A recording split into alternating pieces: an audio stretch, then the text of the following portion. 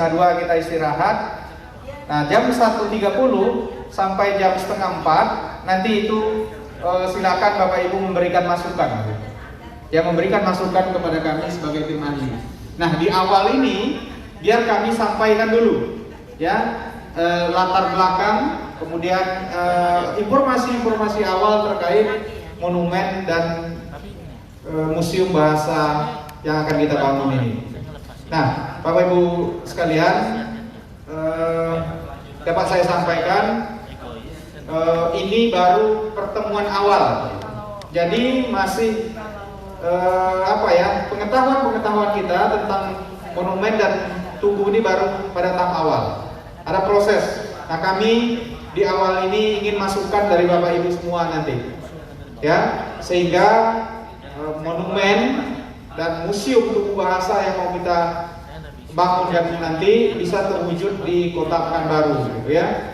Dan tentu perlu dukungan dari pihak-pihak, perlu masukan-masukan dari berbagai pihak, baik dari sisi filosofis, sosiologisnya, dari sisi edukasi, dari sisi pariwisata, dari sisi ekonomi kreatif. Tentu saja ini sangat kami perlukan sebagai tim yang akan merumuskan ini, Bapak Ibu sekalian. Baik, mengawali pertemuan dari kami, dari tenaga ahli, kami persilahkan kepada Pak Taufik Ikram Jamil untuk menyampaikan dulu materinya yang berbicara tentang bagaimana dari sisi sejarah atau historis gitu. Pak Taufik Ikram Jamil di Majelis Kerapatan Adat LAM Provinsi Riau, beliau juga seniman, budayawan, dan sastrawan ya, seperti yang Bapak ketahui banyak puisi dan novel yang telah beliau tulis. Baik, silakan, kami persilakan kepada Pak Taufik untuk menyampaikan materinya. Silakan.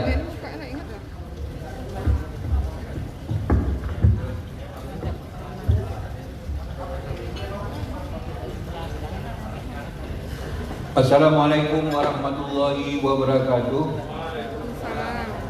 Bersyukur kita kepada Allah Subhanahu wa taala yang telah melimpahkan rahmat dan karunia bagi kita semua sehingga kita dipertemukannya di tempat ini.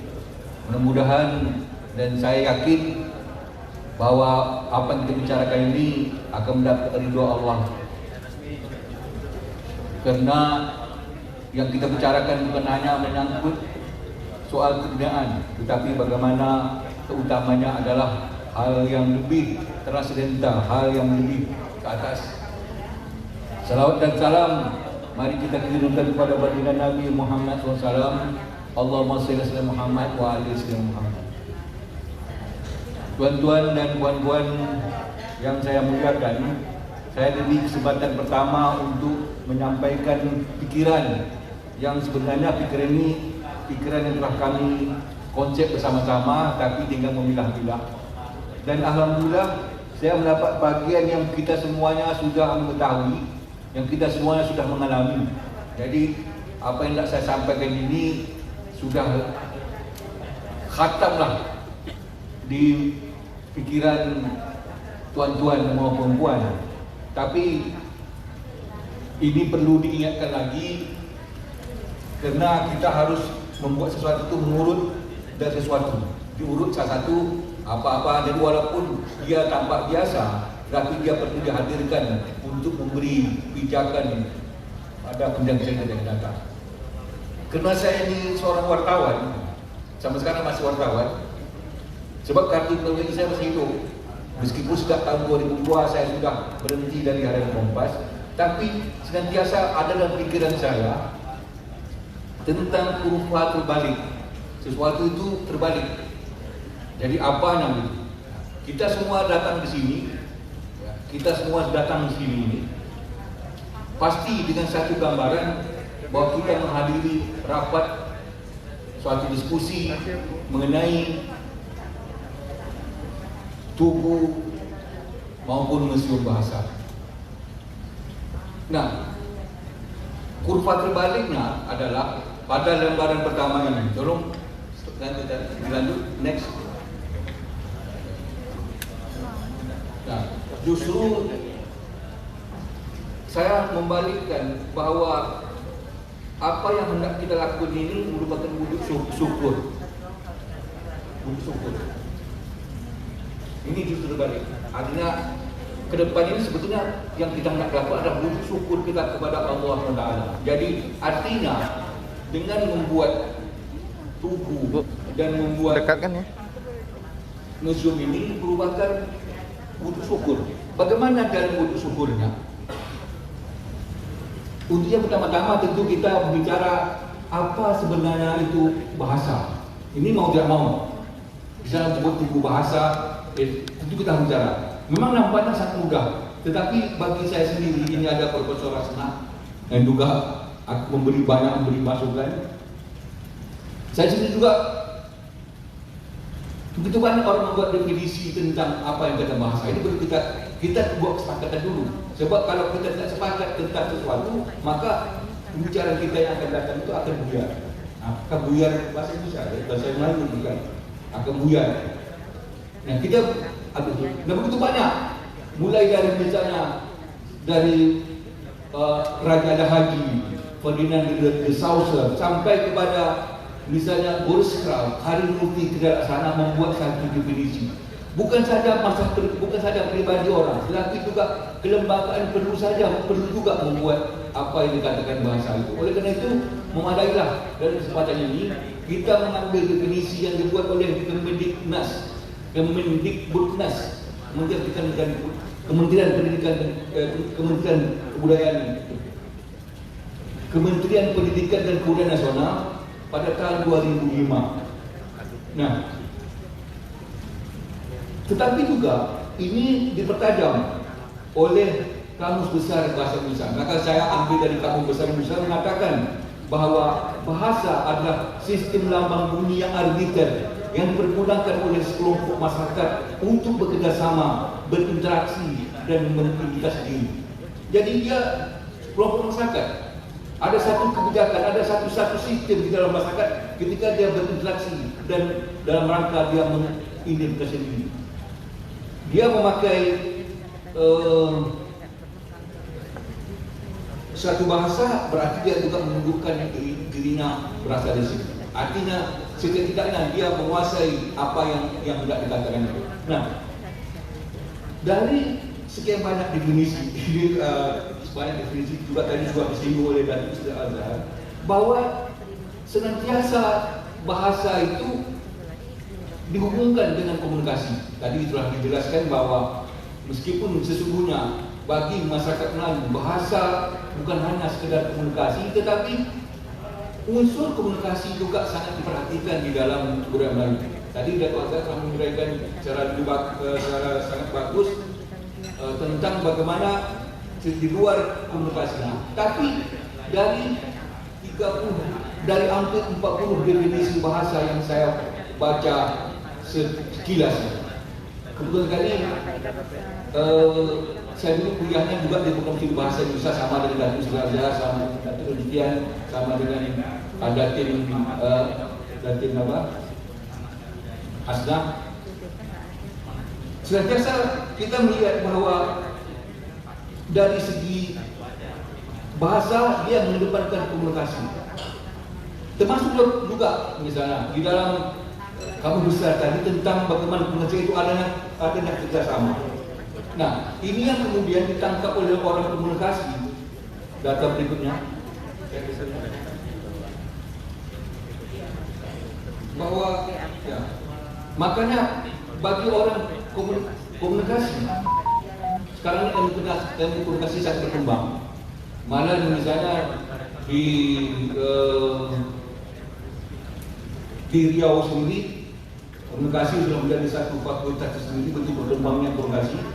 Di UNRI juga ada begitu, tapi masuk ke fisik ya, masuk fisik, tapi misalnya di UNRI itu fakultas tersendiri, begitu berkembangnya komunikasi, bahwa bagi pakar komunikasi menurut mereka adalah komunikasi itu adalah budaya dan budaya itu adalah komunikasi. Bagi mereka yang menentukan kemajuan di dunia ini juga di Indonesia, tentu juga beliau itu adalah bagaimana kita mampu berkomunikasi. Jadi Pak Joedi juga salah seorang pakar komunikasi. Bagaimana kita bisa mengkomunikasikan sesuatu? Oleh karena itu tidak jarang kita mengatakan yang salah itu adalah biasanya miscommunication, salah apa macam komunikasi. Saya dulu pernah waktu kuliah dulu, kawan saya membuat skripsi berjudulnya pengaruh penguasaan bahasa Indonesia bagi pelajaran matematika untuk kelas 5 SD. Saya terkejut juga waktu itu. Kenapa pengaruh kemampuan bahasa Indonesia bagi pelajaran matematika untuk kelas 5 SD? Rupanya gini. Ya. Artinya gini, ini contoh sederhana. Anak SD itu biasanya memakai bahasa ibunya. Tapi ketika pengantar anak bahasa Indonesia, berarti kemungkinan si murid belum mampu berbahasa Indonesia, sehingga dengan pengantar itu dia istilahnya kalau orang kampung saya di Betawi sana bilang kagok anak-anak. Dia tidak, jadi sehingga akhirnya dilenggar. Nah, artinya ini satu contoh komunikasi. Dan pakar komunikasi mengatakan bahwa tingkat kecapaian satu peradaban itu memang sangat tergantung kepada komunikasi. Mungkin ya, mohon maaf kalau saya katakan bahwa baru pada zaman SBY komunikasi ini masuk dalam pola dasar pembangunan komunikasi. Yang lain itu dia lebih banyak kepada bahasa jadi sehingga bahwa mereka mengambil satu sikap komunikasi adalah bahasa itu tidak jelas. Tapi kalau zaman SBY jelas itu komunikasi bahasa jelas komunikasi. Nah, sementara yang dikatakan budaya, kalau kita mengatakan budaya itu sebenarnya sesuatu yang sifatnya baik, yang membantu manusia untuk mencapai kehidupannya. Jadi kalau tidak baik itu bukan budaya. Maka oleh itu bisa dikatakan korupsi budaya. Ada orang berkata korupsi budaya, salah. Budaya itu tidak pernah buruk, budaya itu baik. Nah kalau buruk itu perangainya, itu umum. Nah, itu jadi. Tetapi yang lebih penting daripada budaya itu adalah bagaimana satu strategi budaya. Dan dalam budaya yang paling penting seperti kita ada strategi. Kita sudah sama-sama, kita ingin mencapai untuk membangun strateginya kemana, begitu juga budaya, strategi kemana. Maka dalam hal ini, Puan Kursen kita menulis bahwa kebudayaan dewasa ini dipengaruhi oleh suatu perkembangan yang besar. Sangat penting sekali perkembangan. Maka oleh karena itu kita harus menyusun satu langkah agar kita dapat mengikuti perkembangan ini. Nah, dengan dasar seperti ini, kita bangsa Indonesia memang harus bersyukur karena komunikasi kita, bahasa kita tidak jadi masalah. Padahal kita memiliki 700-an bahasa ini yang data pada saya, kita memiliki 700 bahasa, tidak pernah bermasalah mengenai bahasa. Bangsa-bangsa lain, malah bahasa ini misalnya bisa menjadi pertumpahan darah dan tidak pernah memiliki sesuatu yang dapat mereka banggakan. Seorang sastrawan terkenal dunia, dia mengatakan orang-orang Spanyol memperoleh emas dari Amerika Latin, tetapi orang Amerika Latin memperoleh bahasa dari Spanyol. Amerika Latin tidak punya bahasa, dia untuk satu mereka memakai bahasa Spanyol. Tapi kita, alhamdulillah kita memiliki bahasa ini yang harus kita syukuri. Nah, kita syukuri. Yang pertama kita bersyukur itu memang kepada Allah Ta'ala. Itu kita semua paham bagaimana caranya. Tetapi di sisi lain sebagai upaya kita manusia, berikutnya bahwa kita pada tataran berikutnya lagi Pak.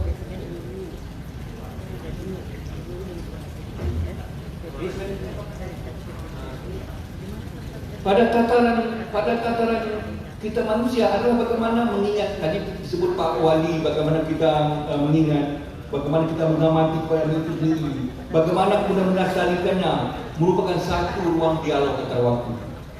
Nah tadi Pak Wali mengatakan ini sebetulnya sudah terpikirkan 15 tahun lalu. Waktu itu Pak Wali kepala BU.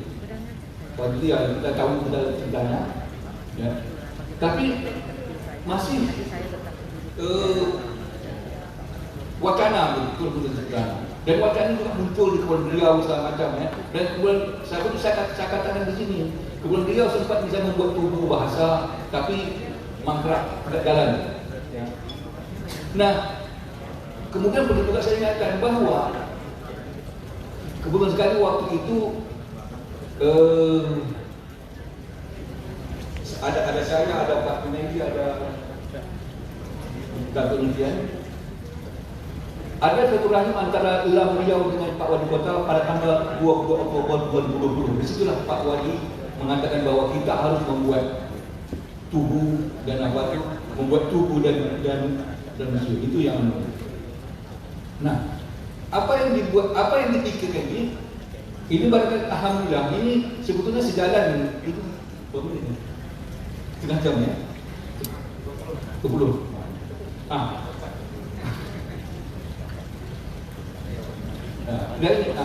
Ini sangat memungkinkan karena memang pada abad ke-21 ini, pada abad ke-21 itu ada abad yang sebetulnya adalah abad agama dan tradisi. Abad agama dan tradisi bukan lagi abad komunikasi. Pasti sudah berkembang tadi, sudah lewat. Tapi sekarang ada abad komunikasi, abad tradisi dan agama. Agama kita sisi itu, tapi sesuai dengan lainnya. Dan itu ditandai dengan adanya museum-museum. Jadi sekarang ini menurut Megatren 2000 bahwa orang dalam dia mencari diri melalui agama dan tradisi, tidak lagi dia pergi ke Menara Eiffel, tapi dia justru tidak lagi dia ke Taj Mahal, tidak lagi ke museum, tapi dia pergi ke museum-museum. Dan museum yang dicari itu adalah museum yang tematis. Maka museum bahasa ini adalah museum yang tematis. Lanjut apa? Lanjut lagi. Terus, nah, sekarang kenapa Riau? Kenapa Riau? Riau ini pada fungsinya bahwa Provinsi Riau itu dia merupakan representasi dari Melayu kuno, Melayu klasik dan juga Melayu modern. Nah, Melayu kuno lagi, Melayu kuno itu ditandai dengan adanya prasasti kedudukan bukit. Nah, prasasti kedudukan bukit itu yang kita bisa saksikan. Prasasti kedudukan bukit yang ditulis pada tahun 683 Masehi atau pada abad ke-7. Itu antara lain. Terus lanjut ya. Saya singkat dulu ya. Nah, di situ tertulis bahwa ada satu perjalanan dari satu tempat namanya Minangan Tambua. Dan Minangan itu adalah Muara Kaktus. Menurut berbagai ahli, itu Muara Kaktus. Sebab arti Minangan Tambua itu pertemuan dan sungai, dan pertemuan sungai itu mengatakan bahwa mereka membuat satu pelabuhan. Itu menurut saya, menurut para ahli, itulah pertama kali tulisan Melayu ditemui, meskipun itu dalam bentuk pelawak yang kita namakan Melayu kuno. Tetapi keberadaan Riau ini lebih jauh dari itu. Seiringan dengan penemuan yang dilakukan oleh Universitas Gadjah Mada yang mengatakan bahwa Riau ini memiliki prasejarah yang berusia 10.000 sampai 40.000 tahun sebelum Masehi. Dan ini sama dengan penemuan manusia purba di Sangiran. Bedanya di Sangiran ditemui tengkorak manusia, tapi di Riau belum. Di mana di Riau itu? Di Riau itu ditemui di daerah sungai, di daerah Das ini. Dan artinya 40 tahun itu bahasa juga sudah berjalan. Sebab pada hakikatnya bahasa itu adalah sebagaimana masih hidup, dia bahasa juga hidup. Jadi bukan formasi. Terus lanjut deh. Nah, itu juga yang disebut dengan misalnya dengan demikian apa yang dikatakan bahwa kalau 40 tahun jejak manusia di Riau itu juga berarti membantah satu pendapat umum yang mengatakan bahwa orang Melayu atau orang Indonesia berasal dari Cina, dari Yunan, dari Cina Selatan. Membantah. Apalagi kemudian ditemui pada tahun 2010 ada seminar geologi di Pekanbaru ini. Di sana bicara ahli geologi namanya Profesor Dr. Samsul Marsudi. Profesor Dr. Samsul Marsudi mengatakan bahwa tidak mungkin orang Melayu berasal dari Cina, sebab gen Melayu itu lebih tua dari Cina. Jadi tadi ada Banten di Rogas, juga Banten dari apa? Apalagi kalau kita melihat misalnya di Malaysia pada tahun 2014 terbit sebuah buku, tolong lanjut, terbit sebuah buku yang berjudul Asal Usul Melayu Dunia di Benua Sunda. Bahwa ada satu kebantuan antara ini, kemudian di sana menyebarnya manusia bukan berasal dari Cina, justru dari sini menyebar. Benua Sunda itu meliputi wilayah yang sekarang ini Indonesia, Malaysia dan semua kawasan yang kita sebut Nusantara ini. Nah, lebih jauh lagi, baik di Indonesia maupun di Malaysia, dalam 5 tahun terakhir ini dibincangkan bahwa ternyata orang Melayu ini keturunan Nabi Ibrahim. Ini mengatakan bahwa keberadaan ini sejarah ini mengatakan bahwa keberadaan manusia itu, keberadaan bahasa itu sudah sangat lama sekali bisa diselidiki, bukan barang yang baru jadi. Nah, dengan demikian, dengan begitu banyak dinamika yang terjadi di kawasan Riau sekarang ini. Terus berikutnya, di kawasan Riau sekarang ini terdapat 10 kerajaan yang disebut masa Melayu kuno. 10 kerajaan masa Melayu kuno. Masa Melayu kuno berarti semua abad itu. Itu adalah kerajaan Pandis, ada kerajaan Kota Alang, ada kerajaan Katangka, ada Sriwijaya, ada Sintong dan Siar Aram, Kuantan, Gelitang, Gasik, Segati dan Pekan Tua.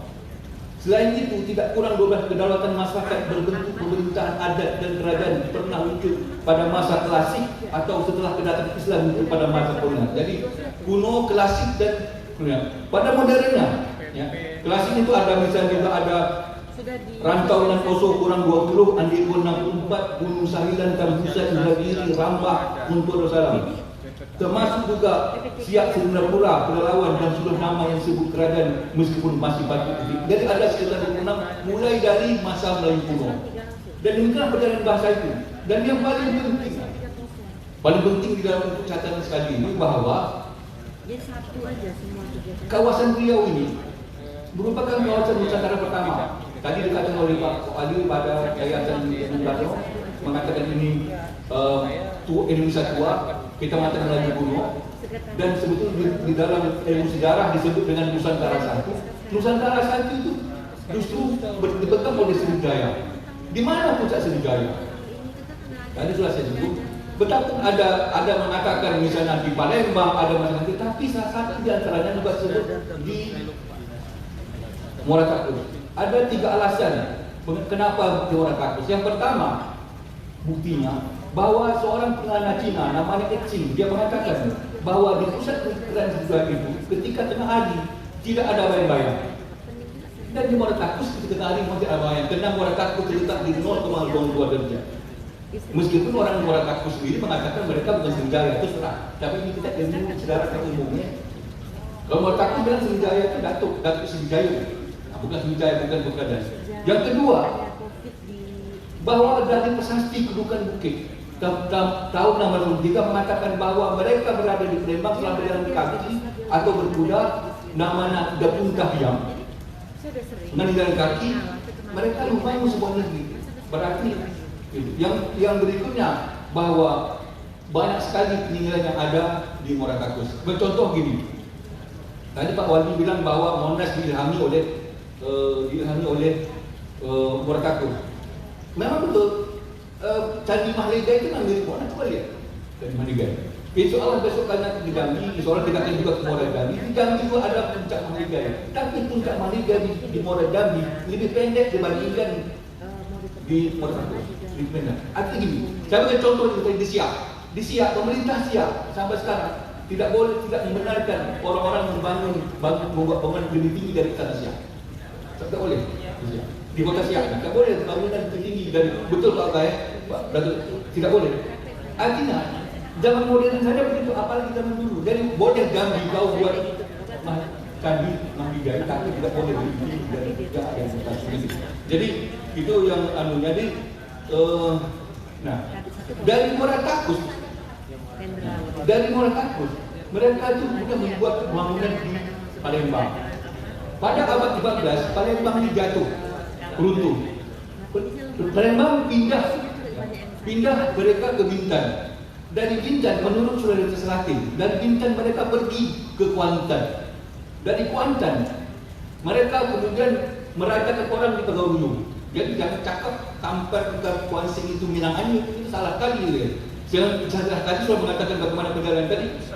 Justru dari Kuantan mengirim orang mengirim raja ke Tegaulu. Kemudian balik ke Kuantan, kemudian mereka kemudian pergi lagi ke Bintan. Dari Bintan membangun Singapura mereka pindah ke Melaka. Lalu Melaka jatuh di tangan Portugis 1511. Mereka kemudian Sultan Mahmud Sultan Melaka pindah dia ke Pelalawan dan pindah dia juga ke Altiris. Ya. Itu artinya kenapa? Di sini tidak saya perlihatkan bahwa peranan itu yang disebut oleh orang bahwa arus utama Melayu itu justru peranan yang paling besar itu adalah Riau, bukan lain. Kau lihat dari Muara Takus, Palembang ke Bintan, Indragiri ke Bintan lagi, Bintan pergi dia ke Singapura, pergi ke Melaka jatuh, pergi kemudian ke Kampar, Pelawan, diri lagi ke Johor, dan Pelawan ke Johor pecah lagi, ada Siak, ada Johor, ada Riau Hingga. Artinya peranan Riau itu begitu besar di dalam sejarah Melayu. Dengan demikian juga peranan bahasanya sangat besar gitu. Nah, kenapa Pekanbaru ini representasi dari Provinsi Riau? Dia pernah menjadi ibu kota kerajaan. Siap. Dia pernah didirikan dan dia pernah menjadi ibu kota bagi Provinsi Kepri. Dulu kan Kabupaten. Artinya Pekanbaru mengambil posisi ini. Kalau disebut ini Pak Muhammad Fauzi, ini disebut nama di samping sejarah juga tadi kawasan. Kenapa Pekanbaru atau Riau mengambil posisi yang seperti ini? Jadi itu. Tapi memang betul, kita tidak juga boleh tidak boleh mengabaikan bahwa peranan misalnya di dalam bahasa Indonesia nanti Pak Indonesia kena keterangan, tapi saya akan singgung sedikit bahwa setelah dia bergulat bahasa Melayu itu demikian dahsyatnya, kerajaan kemudian ditopang dari Muara Takus sampai Palembang, kemudian Melaka itu kerajaan yang paling ada 90 bahasa yang berkembang di kota Melaka dan di kata pengantin yang Melayu. Kemudian kita juga bahwa pada akhirnya bahasa Pekanbaru ini diambil secara manis, dibina secara manis di Pulau Penyengat yang sekarang Kepri. Itu juga satu hal yang perlu kita hormati, bahwa di Penyengat bahasa Melayu dibina. Ini makanya kita mohon maaf kalau disebut bahwa bahasa Indonesia berasal dari bahasa Melayu Riau itu sebetulnya lebih menukik kepada posisi Penyengat Raja Ali Haji. Itu yang saya maksud. Tapi gini, kalau kita lihat jejak bahasa Indonesia itu dari Depun Tahyang, dari prasasti Depun Tahyang itu ya masih banyak yang dapat kita pahami. Mohon maaf ya, masih banyak yang dapat kita pahami. Misalnya kata sukacita, seri, di situ ada, di dalam naskahnya ada. Cuma saya potong sedikit bahwa bagi orang Melayu yang memiliki satu kemampuan harus suka bahasa. Tolong berikutnya saya kemudian lagi bisa tinggal lagi terus. Nah, ini sikap bahasa ini perlu. Sebab gini, bagi orang Melayu bahasa itu ternyata sangat penting. Ini terkutip dalam ajaran Melayu yang saya ini, dia mengatakan yang disebut ada berbahasa, tahu adu dengan pasuknya, tahu milih kata mendaki, tahu memakai kata mendasar. Ini fungsi bahasa pada apa? Terus berikutnya lihat. Nah, Raja Haji, ya. Terus sebelum setelah tenis tadi, sebelum. Ini itu tadi. Terus, Raja Haji. Maka kita tahu macam hendak melihat orang berbangsa lihat kepada budi bahasa dan bahasa. Menurut Dr. Antarvinus, seorang ahli komunikasi dalam bukunya Filsafat Komunikasi Melayu, bahwa orang Melayu itu sangat memperhatikan budi. Budi ini tidak diterjemahkan. Makanya budi, orang berbuat baik, budi itu sesuatu yang, makanya hutang pada bayar, hutang budi buat mati. Maka budi itu senantiasa diagung-agungkan. Tapi budi ini disejajarkan dengan bahasa. Begitu fungsi bahasa. Terus lanjut. Nah, di sini saya juga menguraikan tentang bagaimana budaya Melayu bahasa menjadi fungsi utuh sebagai alat komunikasi, sebagai penanda jati diri, sebagai cermin budi, memantulkan gambaran pribadi seorang sebagai makhluk sosial. Terus berikutnya, nah, terus ini penting saya sebutkan. Ya, ini penting saya sebutkan bahwa Riau Daratan ini memiliki kemampuan tradisi desain yang paling dahsyat. Misalnya, kami pernah membuat satu kajian waktu itu, Datuk Seri Oklan Zamindani masih buat baat, kita mengadakan satu kajian. Ternyata orang-orang Melayu Riau Daratan ini memiliki tradisi desain yang luar biasa untuk melanjutkan saja ada 25 cara. Di Malaysia cuma 13, kita ada 25 cara. Malaysia 13. Ada misalnya yang baru itu tenang di 5 itu, ada gaya Riau, ada pas kapal apa segala macam. Makanya seorang ahli musikologi dari Monash University, Margaret Jikatum, pada tahun 2003 dia mengatakan tidak ada bunyi yang selengkap yang ada di Riau dibandingkan daerah lain di Indonesia. Malah dia cuma memiliki satu tempat, dia betul. Di situ ada 118 model bunyi. Tidak ditemukan di tempat lain di Indonesia. Dia seorang profesor musik tradisi. Itu contohnya itu. Tadi sebut dialek, bagaimana dialek itu begitu banyak. Tetapi sesungguhnya bahasa itu sesungguhnya memang lisan, bukan tulisan. Tetapi kita juga perlu tulisan. Nah ini berikutnya deh. Berikut terus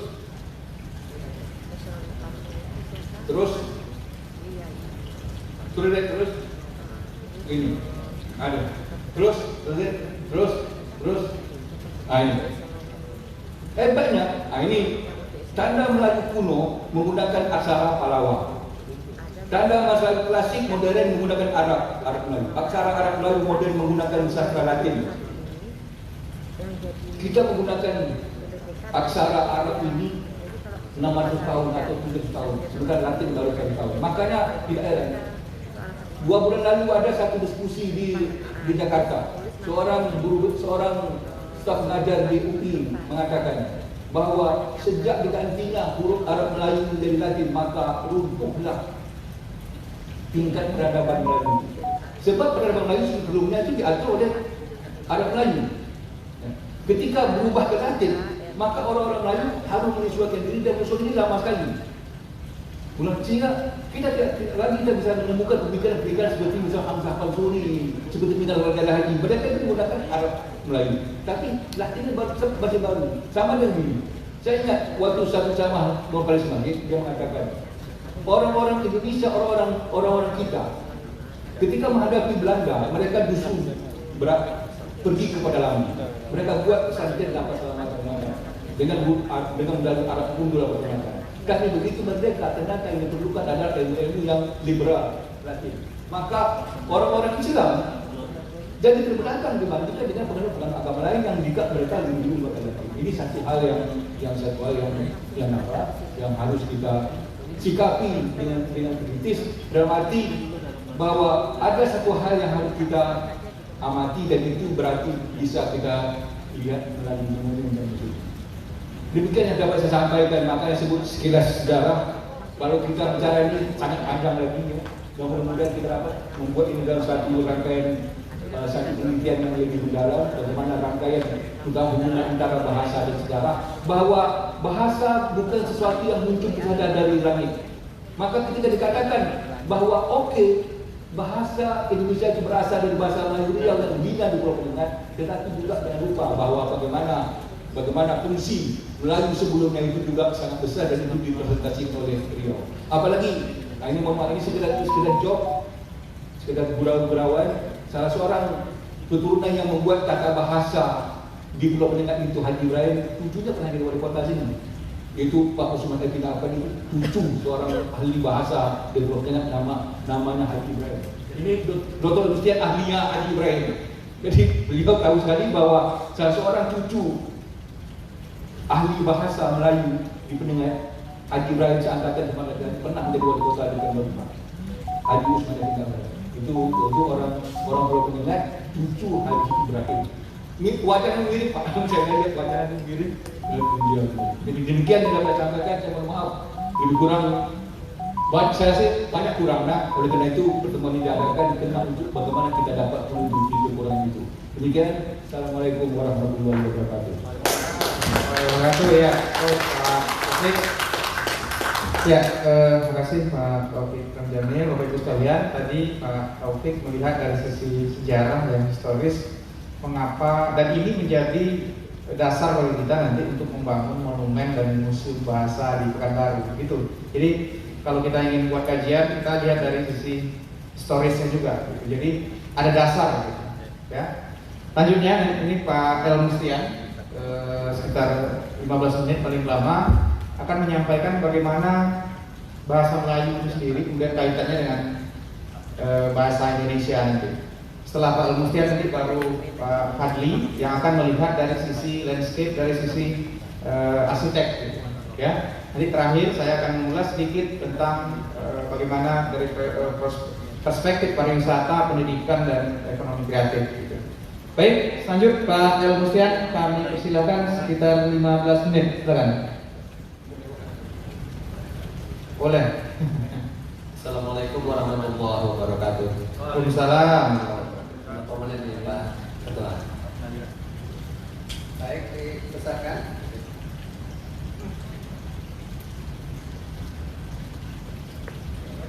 Nah, saya diberi kesempatan untuk menjelaskan tentang kondisi kebahasaan di Riau, ya, terutama ya tapi namun demikian saya juga akan menjelaskan tentang bagaimana jejak sejarah bahasa Indonesia dari semua rangkuman waktu, gitu ya. Ada 4 yang harus saya bicarakan di sini, itu tentang manajemen bahasa Melayu Indonesia atau jejak sejarahnya. Next. Ya, yang kedua adalah pemisahan bahasa Indonesia dan bahasa Melayu di Indonesia, kemudian bahasa Indonesia di Riau, kemudian ada 3 pemahaman sebaran dialek bahasa Melayu di Riau. Baik, terus next lagi. Ya, ini tak mungkin juga kita baca ya, karena dari belakang itu mungkin kecil sekali ya. Tetapi saya ingin menjelaskan bahwa dinamika Riau itu jauh lebih banyak dibandingkan dengan dinamika tempat-tempat lain dalam memperjuangkan bahasa Melayu menjadi bahasa Indonesia maupun bahasa internasional, gitu ya. Yang pertama tadi sudah dijelaskan bahwa bahasa Melayu itu titik awalnya berasal dari Riau dalam kawasan ini. Itu jelas ya, bahwa misalnya beberapa prasasti seperti prasasti Kedukan Bukit, prasasti India 7, dan seterusnya ada prasasti Karabrahim, Telaga Batu, dan prasasti Palas, Pasemas, dan Ujung Langit itu masih kita lihat lagi kosakatanya yang dapat kita cerna, yang dapat kita pahami hari ini. Artinya dia bukan bahasa lain selain dari bahasa Melayu.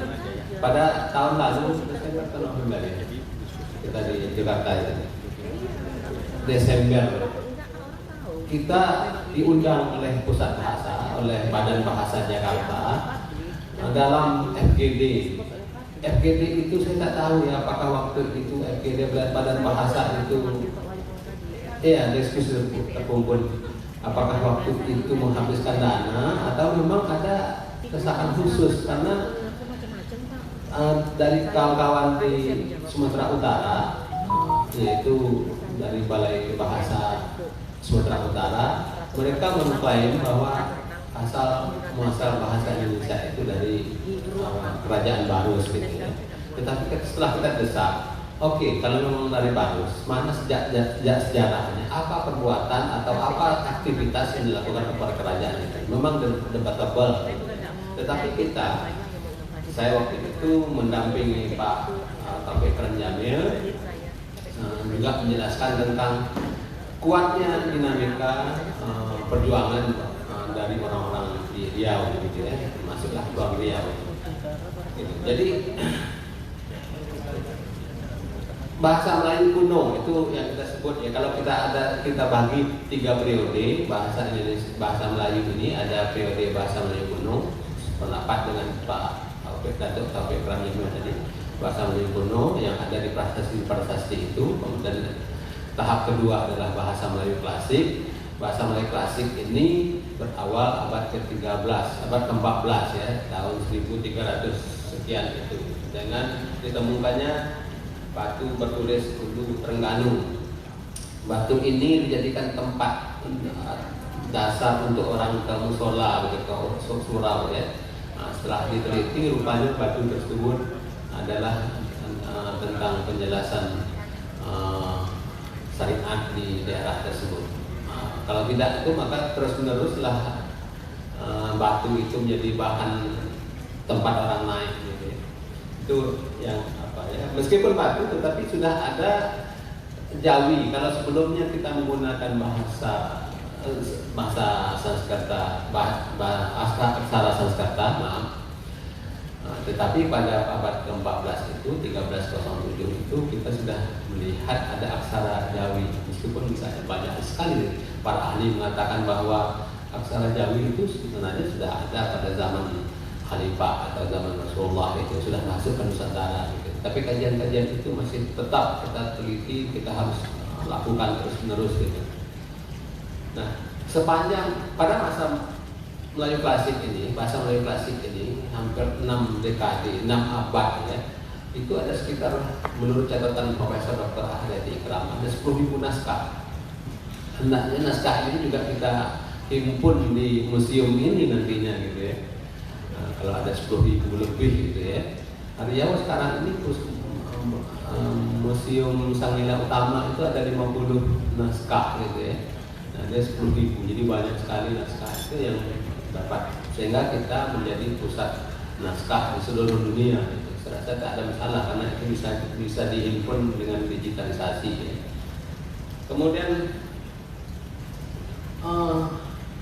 ada penyebaran secara akademik ya, misalnya bahasa Melayu. Kenapa bahasa Melayu ini menjadi bahasa Indonesia? Karena memang ada usaha-usaha standarisasi yang dilakukan oleh intelektual Riau.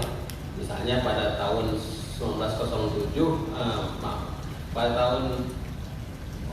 pada zaman Raja Haji, bahasa Melayu masuk dalam silabus Tokyo Gaekoku misalnya di Jepang itu. Jadi ada beberapa universitas bahkan tingkat SMA-nya sudah menggunakan kurikulum mempelajari bahasa Melayu.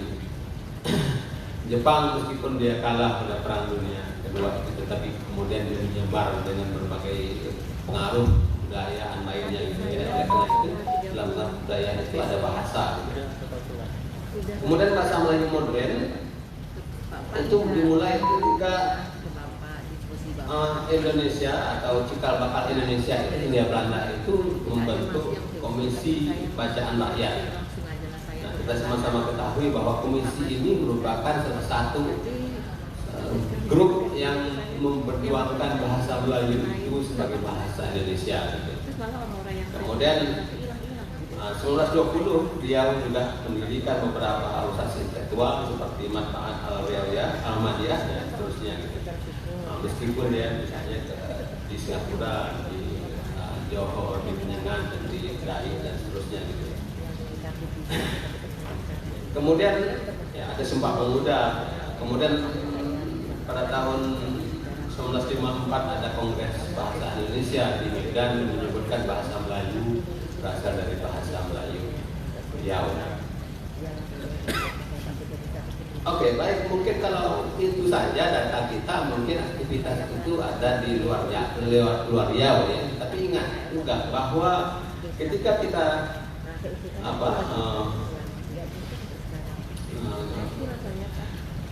pada tahun 2004 misalnya kita sudah melakukan seminar dan dengan menghimpun semua pakar bahasa di seluruh dunia dan memperjuangkan Raja Lehaji sebagai pahlawan nasional di bidang bahasa. Kita sebut juga sebagai Bapak Bahasa Indonesia.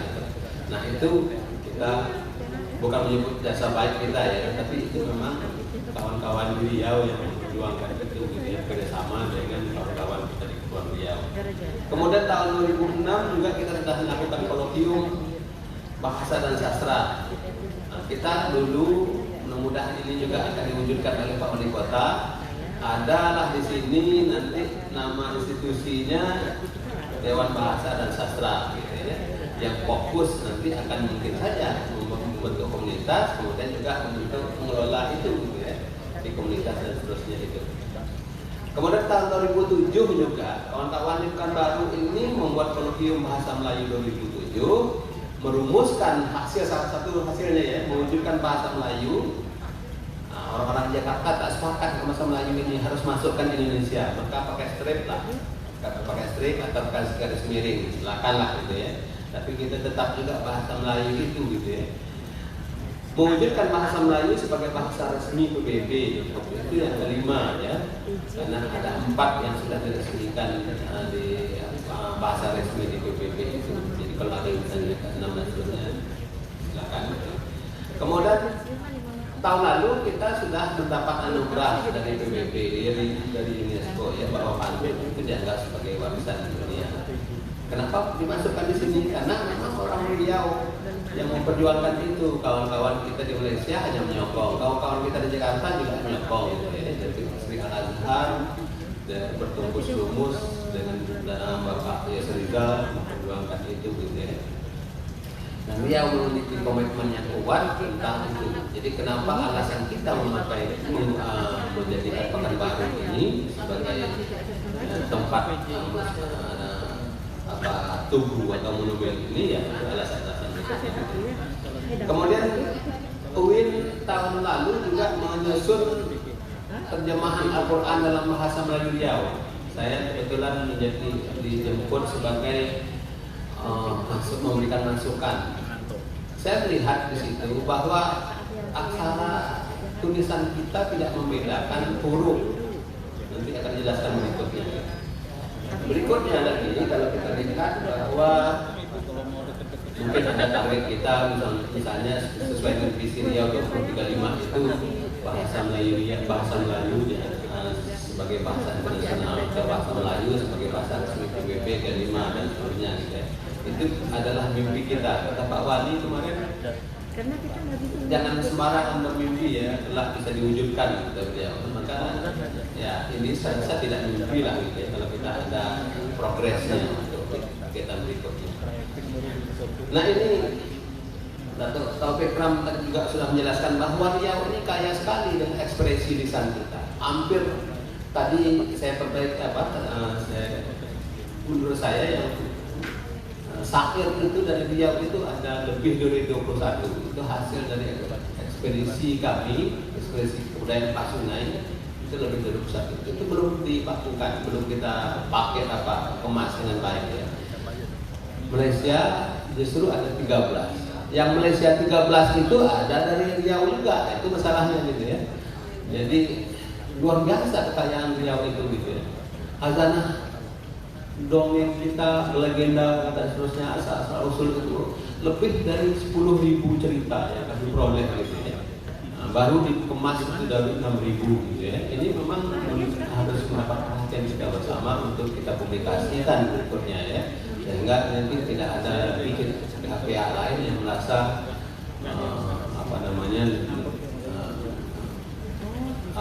lebih bagus tentang itu gitu ya. Nah itu di masing-masing sungai itu juga ada ekspresi.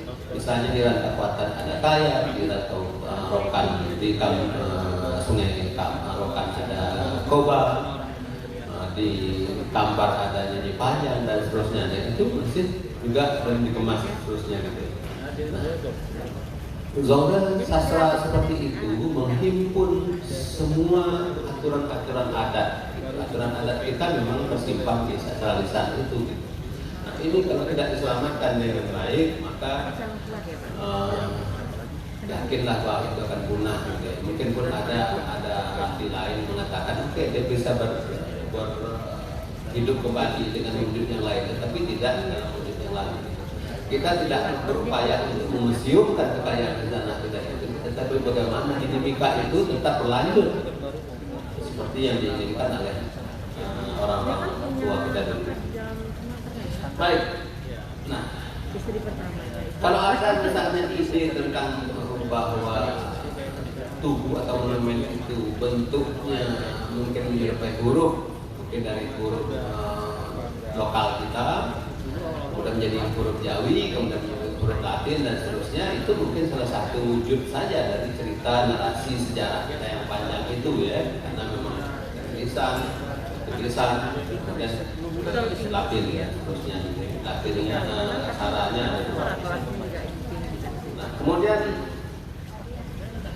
kalau sekarang misalnya bahasa Indonesia dan bahasa Melayu, bahasa Indonesia dan bahasa Malaysia itu berbeda, sebenarnya adalah persoalan-persoalan politis saja gitu ya, karena memang pada Traktat London pada tanggal 17 Maret 1824 itu ketika Inggris dan Belanda memisahkan antara dua kerajaan itu, yaitu kerajaan di Semenanjung dan kerajaan di Riau Selatan, ini di bagian selatan itu memisahkan kita. Ini banyak kajian misalnya seperti James Collins. James Collins ini memang satu sisi menguntungkan kita, satu sisi tidak menguntungkan kita juga, karena beliau ini menganggap bahasa Melayu itu berasal dari Kalimantan gitu ya. Karena misionaris gitu ya, di Kalimantan itu misalnya lebih banyak misi-misi tertentu gitu ya, silakan gitu ya. Tapi peneliti mesti dilawan dengan penelitian, harus dilawan dengan penelitian. Tak bisa kita nyerocos di media sosial dan seterusnya gitu ya. Nah itu. Tetapi James Collins ini menyebutkan bahwa dialek di Johor ini menjadi dialek standar di Malaysia, dan dialek di Riau itu menjadi dialek standar di Indonesia. Itu kesimpulan. Kita terus next lagi tambahnya dulu. Ya, terus lagi. Ya, ini tadi ya. Next lagi terus. Lagi. Nah, yang tadi. Oh, lama terus oke. Ini terus next. Lagi. Oh, tak nampak ya. Oke. Nah, ini permintaan Pak Dr. Junaidi ya, bahwa bagaimana kondisi bahasa dan dialek Melayu Riau.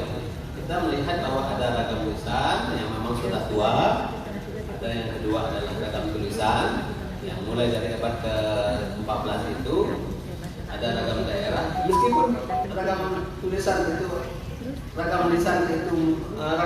itu sudah bermula pada abad ke-14, tetapi ragam lisan itu tetap berkembang di kampung-kampung kita itu hingga saat ini gitu. Jadi bukan begitu muncul tradisi literasi yang baru memadamkan lisan, tidak demikian gitu ya.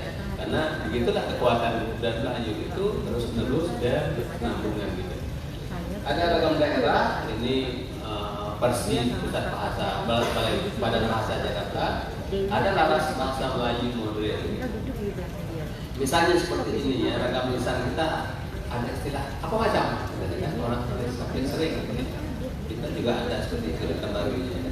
Ragam tulisannya apa yang terjadi itu mungkin itu ragam saja ya. Apa yang dapat saya bantu dan juga bahasa Indonesia apa dan seterusnya gitu ya. Nah, tetapi kemudian perbedaan varian-varian ini justru menyatu dalam keberaksaraan gitu. Nah itulah kalau Dr. Taufik Ramjamil mengatakan, Dr. Taufik Ramjamil mengatakan bahwa hilangnya Jawi itu merendahkan peradaban Melayu, peradaban kita, ya sangat wajar karena hal-hal seperti itu ya, kita lebih banyak nanti berdebat tentang hal-hal yang tidak substansi itu, misalnya kan bahwa variasi-variasi bahasa itu tak begitu penting ya.